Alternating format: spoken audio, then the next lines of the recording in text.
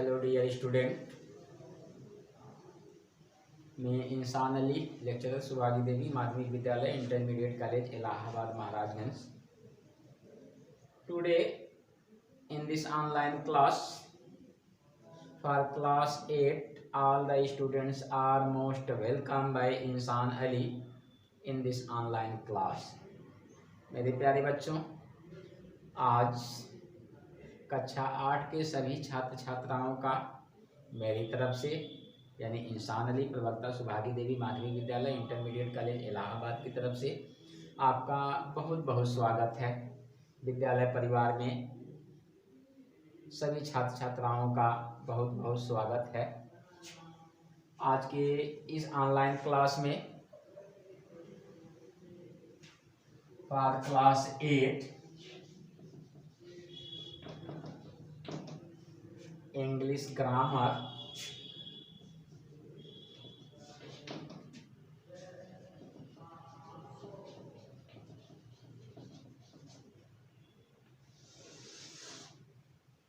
Chapter 17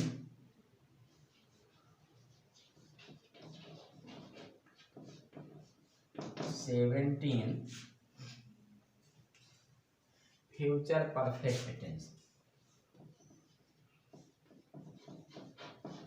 future perfect tense, इसी के विषय में हमें और आपको पढ़ना है। Future perfect tense. इसके पहले आप लोगों ने चैप्टर 16 पास्ट परफेक्ट टेंस मेरे पहले ऑनलाइन क्लास में, पिछले ऑनलाइन क्लास में आप लोगों ने लेसन 17 पढ़ा था, चैप्टर 17 पढ़ा था ग्रामर का, जिसमें आपका था पास्ट परफेक्ट टेंस। आज के करंट इस ऑनलाइन क्लास में हमें और आपको फ्यूचर परफेक्ट टेंस के विषय में पढ़ना है। सबसे पहले क्योंकि जब भी कोई शब्द आता है तो हमें एक युक्ति सूझती है कि जो शब्द आ रहा है वह शब्द है क्या, उसका मतलब क्या है, उसका माने क्या है, उसका अर्थ क्या है, यह होता क्या है, यही हमारे जहन में उपजता है। तो जैसे ही मैंने लिखा फ्यूचर, फ्यूचर माने भविष्य, आने वाले समयों के विषय में फ्यूचर होता है। परफेक्ट मीन्स कंप्लीट होता है। परफेक्ट माने पूर्णता होती है, पूर्ण होना, और टेंस माने का, इसका मतलब भविष्य काल में यानी आने वाले समयों में अगर किसी कार्य के परफेक्ट होने का बोध हो तो वह सेंटेंस कहलाएगा फ्यूचर परफेक्ट टेंस। यानी ऐसे सेंटेंस जिनसे भविष्य काल में कार्य के कंप्लीट होने का बोध होता है उन्हें हम कहते हैं फ्यूचर परफेक्ट टेंस। अब इसका पहचान क्या है? देखिए, वाक्य के अंत में चुकेगा, चुकेगी, चुकोगे, चुकेंगे,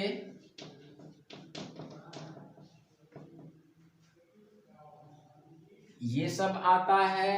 अथवा वाक्य के अंत में चुका होगा,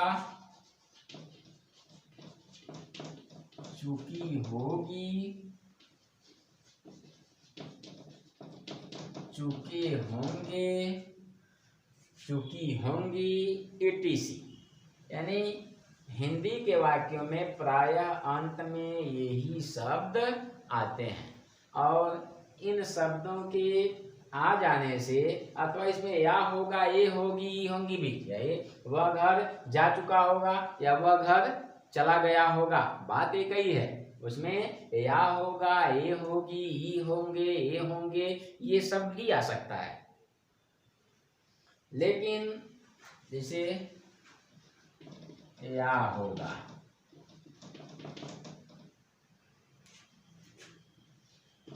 ये होंगे, की होगी, etc। ऐसा भी आ सकता है।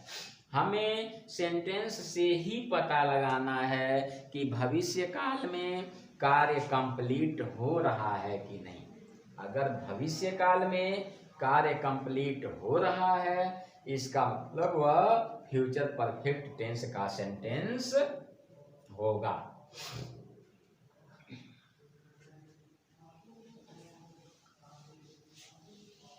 शुरुआत से ही आप टेंसों में पढ़ते आ रहे हैं।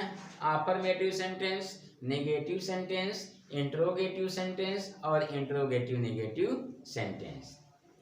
प्रायः आप लोग पास्ट परफेक्ट में पढ़े होंगे कि पास्ट परफेक्ट में दो प्रकार के सेंटेंस जब डबल सेंटेंस आते हैं तो जो कार्य पहले कंप्लीट होता है उसे हम पास्ट परफेक्ट में बनाते हैं, जो कार्य बाद में कंप्लीट होता है उसे हम पास्ट इंडेफिनिट में बनाते हैं।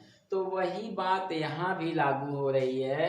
कभी कभी फ्यूचर परफेक्ट में भी दो कार्य होते हैं, तो जो भविष्य काल में कार्य पहले हो चुका होता है उसको हम फ्यूचर परफेक्ट में बनाते हैं, और जो बाद वाला कार्य है उसे हम प्रेजेंट इंडेफिनिट में बनाते हैं।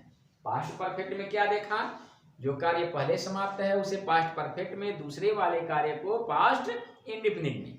फ्यूचर परफेक्ट में क्या करना है कि जो कार्य भविष्य काल में पहले समाप्त हो रहा है उसे हम फ्यूचर परफेक्ट में बनाएंगे, और जो कार्य बाद में हो रहा है उसे हम प्रेजेंट इंडेफिनिट में बनाएंगे। तो आइए फ्यूचर परफेक्ट टेंस के अफर्मेटिव सेंटेंस को बनाने का नियम। सबसे पहले हम कर्ता लिखते हैं, उसके बाद कर्ता के अनुसार हम सहायक क्रिया विल या शैल लिखते हैं। इन दोनों में से कोई एक लिखने के बाद हमने हैड जोड़ दिया। अब क्या पता चला कि फ्यूचर परफेक्ट टेंस की सहायक क्रिया होती है विल, हैव और शैल हैव। मतलब साधारण वाक्यों में अगर सब्जेक्ट कॉमन तरीके से यूज हुआ है तो हम आई और वी के लिए सहायक क्रिया लगाएंगे शैल हैव, बकिया सभी कर्ताओं के लिए हम सहायक क्रिया लगाएंगे विल हैव। अगर कर्ता पर दबाव पड़ रहा है तब वहां केसेस बदल जाएंगे, एक दूसरे के विपरीत हो जाएंगे। अगर दबाव पड़ रहा है ऐसे में अगर कर्ता आई और वी है तो लगाएंगे विल हैव, और बकिया सभी कर्ताओं के साथ लगाएंगे शैल हैव। इसके बाद हम क्या करेंगे, वर्ब की थर्ड फॉर्म etc। ये तो हुआ साधारण वाक्यों का। अब अगर इसमें दूसरा वाला कार्य भी है तो हम क्या करेंगे, बिफोर अथवा आफ्टर का यूज करेंगे। उसके बाद क्या करेंगे, दूसरे वाले सेंटेंस का सब्जेक्ट, अगर सब्जेक्ट सिंगुलर है तो वर्ब की फर्स्ट फॉर्म में एस या ईएस जो आए, अथवा अगर वर्ब सब्जेक्ट प्लूरल है तो केवल वर्ब की फर्स्ट फॉर्म लगाएंगे, ऑब्जेक्ट लगाएंगे, etc लगाएंगे। तो एक सेंटेंस देखिए, पहले फ्यूचर परफेक्ट वाला, उसके बाद हम डबल सेंटेंस वाला बता रहे हैं।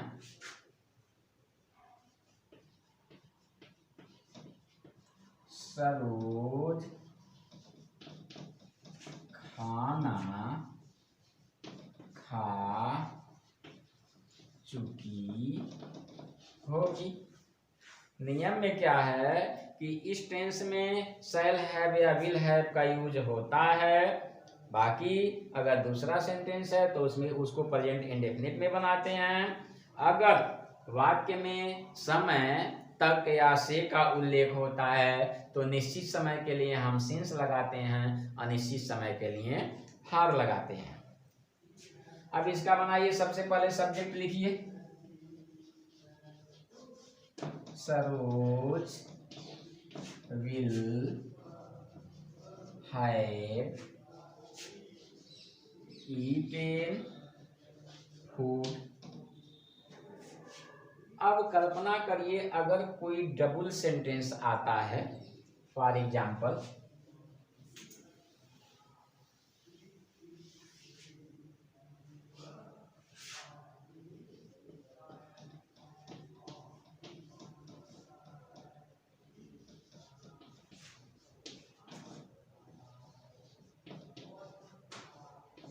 तुम्हारे खाना खाने से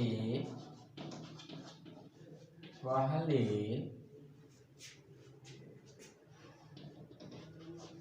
राधा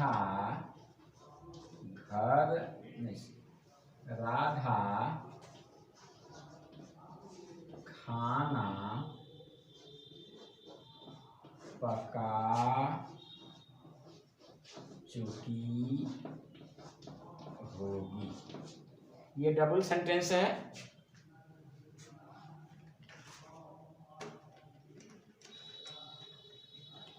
तुम्हारे खाना खाने से पहले राधा खाना पका चुकी होगी, पहले कार्य यही हो रहा है। तो आप इसको फ्यूचर परफेक्ट का जो ये एसर्टिव सेंटेंस या अफर्मेटिव सेंटेंस का नियम है, आप उसके अनुसार इसका ट्रांसलेट कर दीजिए। सब्जेक्ट है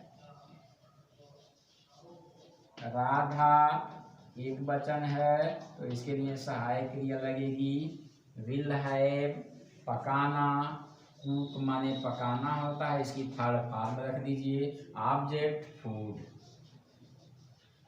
ये हो गया राधा खाना पका चुकी होगी।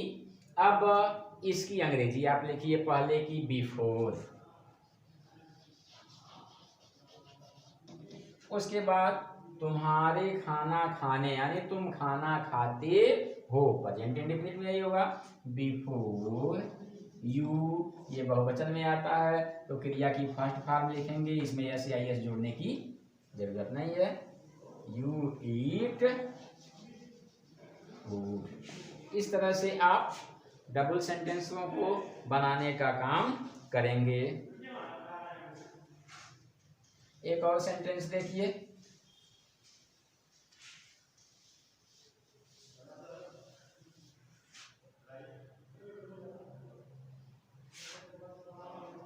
नौकर कमरा साफ कर चुका होगा। सब्जेक्ट आपको पहले रखना है,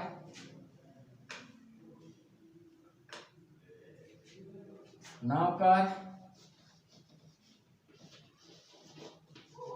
द सर्वेंट, सहायक क्रिया क्या लगेगी क्योंकि सिमिलर है, आई और बी को छोड़ दीजिए तो बकिया सभी कर्ताओं के साथ सहायक क्रिया विल हैव लगना है। द सर्वेंट विल हैव, साफ करना क्लीन, और क्लीन की थर्ड फॉर्म होती है क्लीन्ड द रूम। इस तरह से आप फ्यूचर परफेक्ट टेंस के अफर्मेटिव सेंटेंस को बनाने का काम करेंगे। अब अफर्मेटिव के बाद आता है निगेटिव।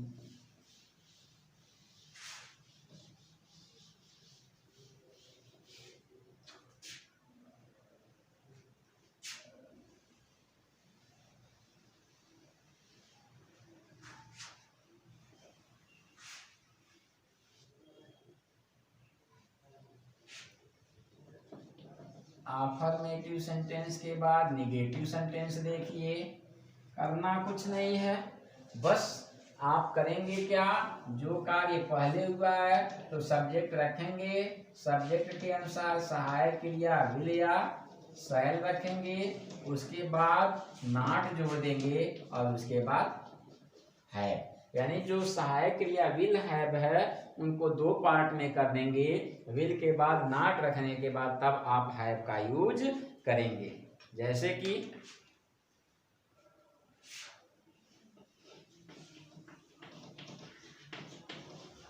लड़कियां कपड़े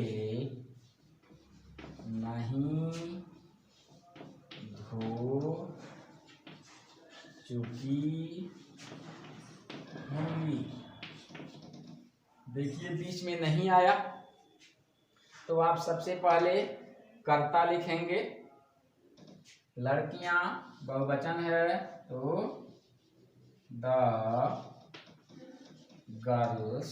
सहायक क्रिया विल लगेगी, विल नॉट, उसके बाद है धोना, वाश की थर्ड फॉर्म लगा दीजिए, वाश्ड द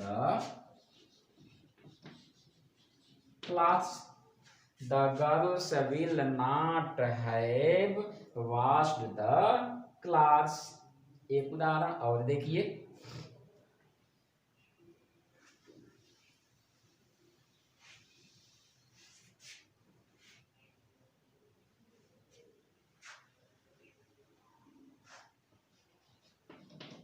मैं इनाम नहीं प्राप्त कर चुका होऊंगा। मैं इनाम नहीं प्राप्त कर चुका होऊंगा। देखिए ये अभी नेगेटिव सेंटेंस है, आप बनाएंगे कैसे?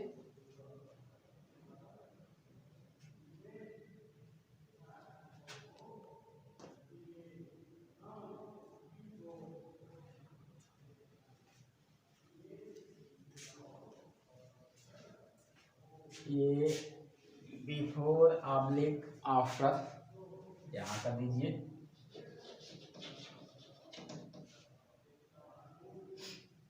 आप कर्ता रखिए। आई के अनुसार सहायक क्रिया होती है शैल, उसके बाद नॉट, हैव, प्राप्त करना गेट का थर्ड फॉर्म होता है got. I shall not have got the prize. इस तरह से आप नेगेटिव सेंटेंस को बनाने का काम करेंगे। अब आइए इंट्रोगेटिव सेंटेंस।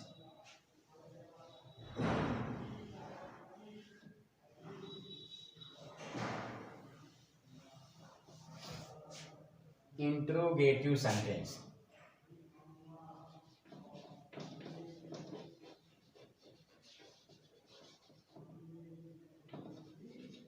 इंट्रोगेटिव, क्योंकि प्रायः आप लोग प्रेजेंट इंडेफिनिट से ही पढ़ते चले आ रहे हैं कि इंट्रोगेटिव सेंटेंस दो प्रकार के होते हैं। एक हिंदी का ऐसा इंट्रोगेटिव सेंटेंस जिसमें प्रश्नवाचक शब्द क्या पहले आता है, और ऐसा एक प्रश्नवाचक शब्द जिसमें हिंदी के वाक्यों में प्रश्नवाचक शब्द बीच में कहीं आता है। तो दोनों को बनाने का अलग अलग नियम है। ऐसे वाक्य हिंदी के जिनमें प्रश्नवाचक शब्द क्या पहले आता है, उसके लिए आप क्या करेंगे? सबसे पहले आप सहायक क्रिया विल अथवा शैल सब्जेक्ट के अनुसार लिखेंगे। उसके बाद आप सब्जेक्ट लिखिएगा, उसके बाद आप हैव लिखिएगा, उसके बाद वर्ब की थर्ड फॉर्म, अंत में प्रश्नवाचक चिन्ह। फॉर एग्जाम्पल,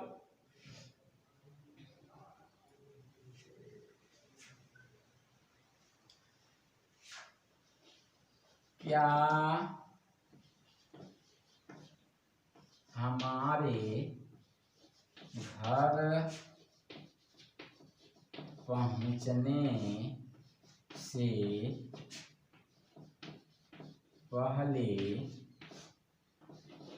मोहन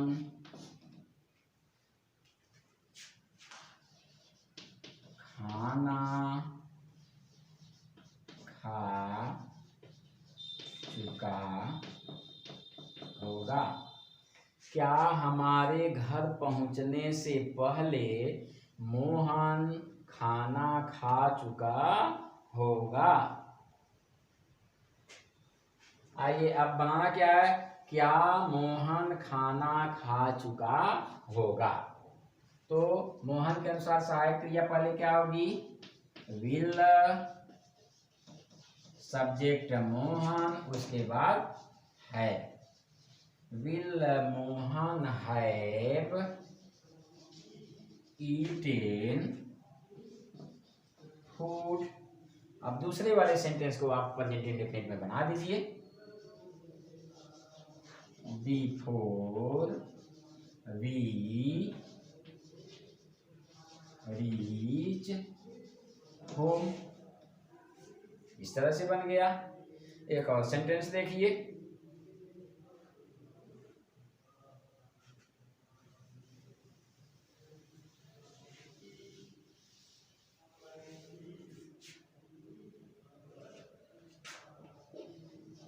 क्या वह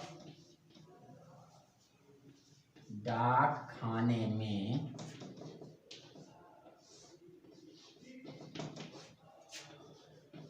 पत्र डाल चुका होगा? देखिए क्या पहले आया है तो सहायक क्रिया सब्जेक्ट के अनुसार डाल दीजिए। वह है तो सहायक क्रिया will he have posted a letter in the post office.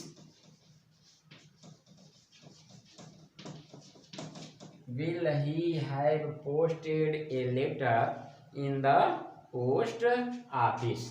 तो ऐसे वाक्य जिनमें प्रश्नवाचक शब्द क्या पहले आए उनको बनाने का नियम यह है। अब मान के चलिए कि अगर प्रश्नवाचक शब्द कहीं बीच में आए तो क्या करेंगे? जैसे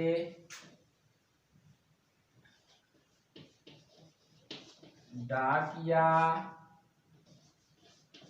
पत्र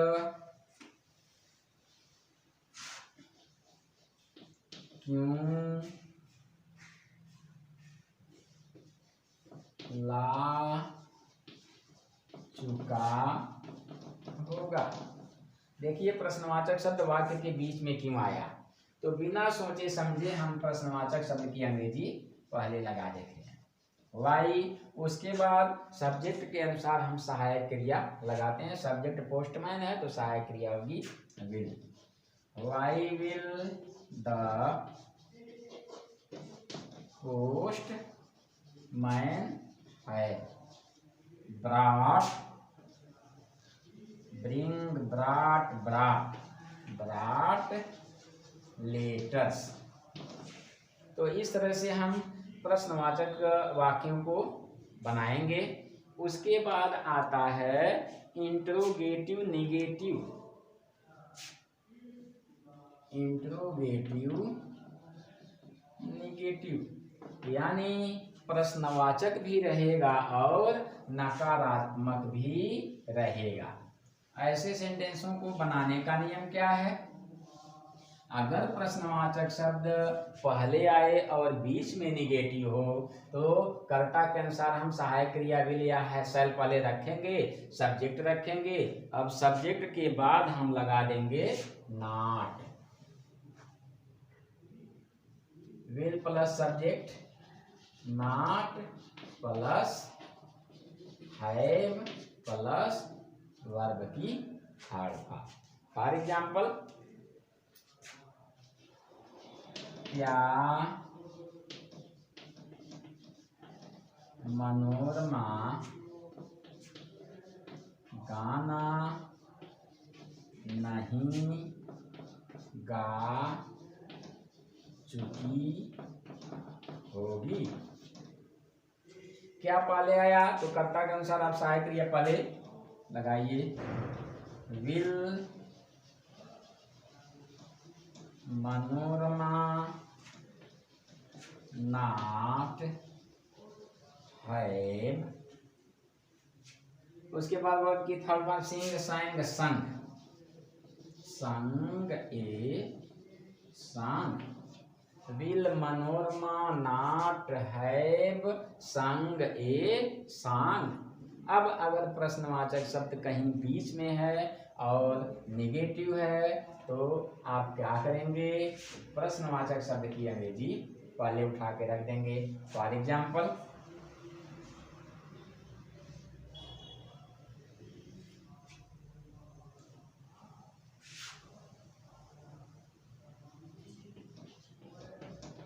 चीते जंगल में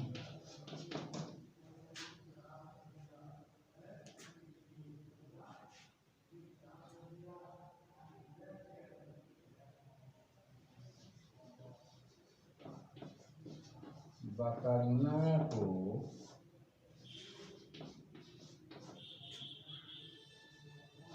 क्यों नहीं पकड़ चुके होंगे। चीते जंगल में बकरियों को क्यों नहीं पकड़ चुके होंगे, बीच में प्रश्नवाचक आया और नेगेटिव आया। तो ऐसे सेंटेंसों को बनाने के लिए हम क्या करेंगे, क्वेश्चन वर्ड पहले लिखेंगे। तो सबसे पहले क्वेश्चन वर्ड लिखिए, उसके बाद कर्ता के अनुसार सहायक क्रिया विल या शैल। तो चीते है तो इसका मतलब सहायक क्रिया विल। द टाइगर्स बहुवचन है, विल द टाइगर्स सब्जेक्ट हो गया। उसके बाद नेगेटिव, नॉट हैव पकड़ना, कैच माने पकड़ना, तो इसकी थर्ड फॉर्म होगी caught. Will the tigers not have caught the goats in the forest. तो प्यारे बच्चों, इस तरह से हम और आप फ्यूचर परफेक्ट टेंस के सेंटेंसों को हल करेंगे। अगर साधारण है, फ्यूचर परफेक्ट के अफर्मेटिव सेंटेंस के नियम के अनुसार बनाएंगे। नेगेटिव है तो फ्यूचर परफेक्ट के नेगेटिव के नियम के अनुसार बनाएंगे। इंट्रोगेटिव है तो फ्यूचर परफेक्ट के इंट्रोगेटिव के नियम के अनुसार बनाएंगे। और इंट्रोगेटिव नेगेटिव है तो उसके इंट्रोगेटिव नेगेटिव के नियम के अनुसार बनाएंगे। तो इस तरह से आपका chapter 17 future perfect tense over होता है, समाप्त होता है। मुझे उम्मीद है कि ये रूल्स आप देखेंगे, आपके समझ में आएगा। अगर कहीं कोई परेशानी हो रही है तो बेहिचक आप मुझसे कांटेक्ट करिएगा, व्हाट्सएप ग्रुप में सेंड करिएगा। मैं पुनः दोबारा उसे समझाने का प्रयत्न करूँगा। तब तक के लिए धन्यवाद।